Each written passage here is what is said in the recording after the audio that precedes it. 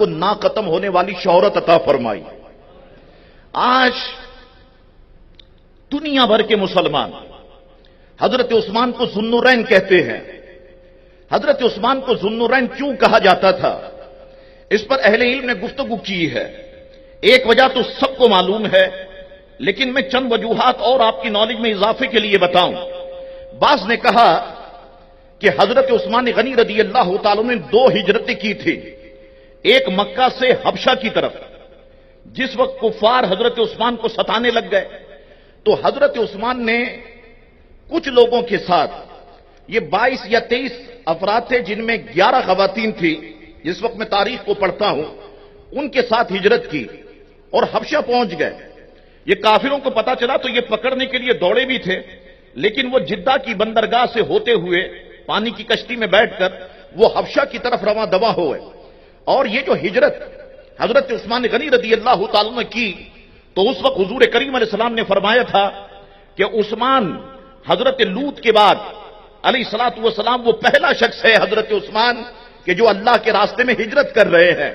حضرت عثمان نے حبشہ کی طرف ہجرت کی، کچھ عرصہ وہاں پر رہے تو کسی نے یہ خبر پھیلائی کہ مکے کے سارے لوگوں نے اسلام قبول کر لیا ہے، اے عثمان آ جاؤ اور سارے لوگوں کو اپنے ساتھ لے آؤ۔ حضرت عثمان نے اس خبر پر بھروسہ کیا۔ حضرت عثمان سارے لوگوں کو لے کر جب مکے میں داخل ہوئے تو پتا چلا کہ وہ خبر جھوٹی تھی۔ حضرت عثمان یہاں پر رہے، پھر ظلم و ستم ان کے بڑھتے چلے گئے، پھر حضور کریم علیہ الصلوۃ والسلام نے ہجرت کا حکم دیا اور پھر حضرت عثمان غنی اور دیگر مسلمانوں نے مکے شریف سے مدینہ شریف کی طرف ہجرت فرمائی۔ تو بعض نے کہا کہ حضرت عثمان نے 2 ہجرتیں کی، ایک مکے سے حبشہ کی طرف اور دوسری مکے سے مدینے کی طرف، اس لیے آپ کو ذو النورین کہا جاتا ہے۔ بعض نے کہا حضرت عثمان جس وقت جنت میں داخل ہوں گے تو 2 مرتبہ حضرت عثمان پر تجلی نور فرمائی جائے گی، اس وجہ سے حضرت عثمان کو ذو النورین کہا جاتا ہے۔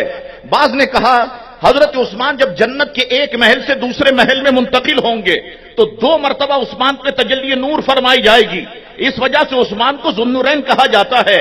بعض نے کہا حضرت عثمان کی بڑی خوبی یہ تھی کہ حضرت عثمان وتر کی 3 رکعتوں میں پورا قرآن ختم کر لیا کرتے تھے۔ ایک تو قرآن نور ہے، دوسرا نماز وتر نور ہے۔ عثمان نے 2 نور اپنی ذات میں جمع کر لیے تھے، اس لیے عثمان کو ذو النورین کہا جاتا ہے۔ لیکن 100 باتوں کی ایک بات میں تمہیں بتاتا ہوں، رسول کریم علیہ السلام کی 2 شہزادیاں یکے بعد دی گرے حضرت عثمان کے نکاح میں آئی۔ یہی وجہ ہے کہ حضرت عثمان کو ذو النورین کہا جاتا ہے، 2 نور والا کہا جاتا ہے۔ سنی بھی عثمان کو ذو النورین کہتے ہیں، دیگر فرقے کے لوگ بھی ذو النورین کہتے ہیں۔ ایک عجب بات ہے، وہ لوگ جو پیارے مصطفیٰ کو نور نہیں کہتے عثمان کو ذو النورین کہتے ہیں۔ او بھائی کیا بات ہے، تم عثمان کو ذو النورین کیوں کہتے ہو؟ کہا رسول کی 2 بیٹیاں عثمان کے نکاح میں آئیں اس لیے ذو النورین کہتے ہیں۔ بے وقوفوں، جس نبی کی اولاد نور ہو اس نبی کی نورانیت کا تم انکار کر رہے ہو، یہ بے وقوفی نہیں ہے تو اور کیا ہے؟ حضرت عثمان کو سب ذو النورین کہتے تھے، 1,24,000 صحابہ حضرت عثمان کو ذو النورین کہتے تھے۔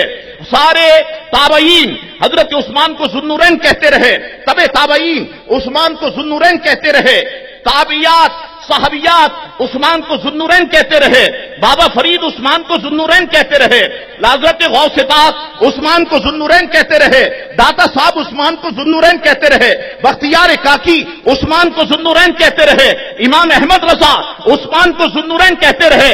پتا چلا یہ عقیدہ آج کا نہیں ہے، یہ عقیدہ 1,24,000 صحابہ کا تھا کہ تیری نسل پاک میں ہے بچہ نور کا، تو ہے عین نور تیرا سب گھرانہ نور کا۔ اللہ اکبر، یہ شان۔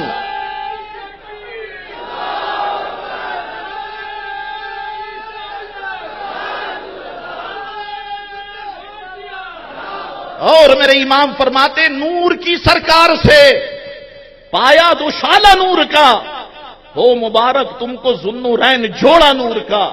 اللہ اکبر، یہ سارے کے سارے بزرگان دین حضرت عثمان غنی کو ذو النورین کہتے چلے آئے۔ حضرت مولا علی سے کسی نے پوچھا آپ بتائیں عثمان کو ذو النورین کیوں کہتے ہیں؟ مولا علی نے بڑا شاندار جواب دیا، سن لو پھر بآواز بلند سبحان اللہ کہہ دینا کہ یہ ہال گونج اٹھے۔ مولا علی نے کہا زمین والے تو عثمان کو ذو النورین کہتے ہی کہتے ہیں، ارے سارے آسمان والے میرے عثمان کو ذو النورین کہتے ہیں۔ اللہ اکبر، یہ شان ہے حضرت عثمان غنی رضی اللہ تعالیٰ عنہ کی۔